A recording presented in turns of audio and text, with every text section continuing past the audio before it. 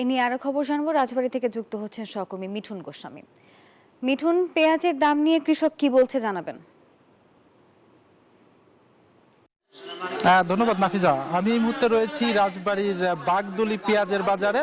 আর এই বাজারগুলো কিন্তু খুব সকাল থেকেই শুরু হয়। কৃষকরা তার উৎপাদিত পেঁয়াজ এই বাজারে আনে এবং এখান থেকে বিক্রি করার পর এখানে যারা পাইকারিদার আছে তারা কিন্তু এখান থেকে ক্রয় করে সেটি ঢাকা সহ দেশের বিভিন্ন স্থানে পাঠায়। এই মুহূর্তে কিন্তু এই বাজারে আজকের যে বাজার ছিল সেই বাজার ছিল 2000 থেকে 2100 টাকা দরে কিন্তু প্রতি মন পেঁয়াজ বিক্রি হয়েছে। আমরা কৃষকদের সঙ্গে কথা বলেছি, কৃষকরা বলেছে যে আসলে চলতি মৌসুমের কিন্তু শুরুতে পেঁয়াজের দাম কিছুটা কম ছিল, এখন কিন্তু কিছুটা ভালো। কৃষকরা কিন্তু পেঁয়াজের দাম নিয়ে তাদের কিন্তু এক ধরনের আছে যে আসলে পেঁয়াজের যে দাম এখন চলছে সেটি কিন্তু চললে পরে আসলে কৃষকরা কিন্তু বান্ডেল থাকলে প্রতি সেনমানিতে টাকা বাঁচবে।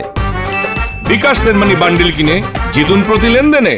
কিছুটা লাভবান হবে। তবে পেঁয়াজটি কিন্তু এখন কম হলে মূলত কিন্তু যেটি লাভবান হয় সেটি হচ্ছে এক ধরনের মৌসুমী ব্যবসায়ী যারা পেঁয়াজটি দীর্ঘদিন সংরক্ষণ করে তারা কিন্তু পেঁয়াজের বেশি লাভবান হয়। যার কারণে কিন্তু কৃষকরা বলছে যে মৌসুমে যদি পেঁয়াজের দাম ভালো থাকে তাহলে কিন্তু কৃষক লাভবান হবে। আর পাইকারিদারদের সঙ্গে আমরা কথা বলেছি, তারা বলেছে যে আসলে বাজারে কিন্তু যে পেঁয়াজ উঠছে সেটি কিন্তু প্রতি বছরের তুলনায় কিন্তু অনেক কম পেঁয়াজ আসতেছে। কারণ হচ্ছে প্রতি বছর কিন্তু এই সময়টিতে কিন্তু অনেক পেঁয়াজ আমদানি হলেও কিন্তু এবছর কিন্তু কিছুটা কম হচ্ছে। কারণ কৃষকরাও কিন্তু আসলে আগে সনাতন পদ্ধতিতে যে পেঁয়াজ সংরক্ষণ করতে, এখন কিন্তু তারা কিছুটা বিভিন্ন মেশিনের মাধ্যমে পেঁয়াজ দীর্ঘ সময় সংরক্ষণ করতে পারছে, যার জন্য কিন্তু কৃষকরাও কিন্তু এখন পেঁয়াজ সংরক্ষণ করে। মূলত এতটুকুই ছিল আমার কাছে রাজবাড়ী থেকে পেঁয়াজের সর্বশেষ তথ্য।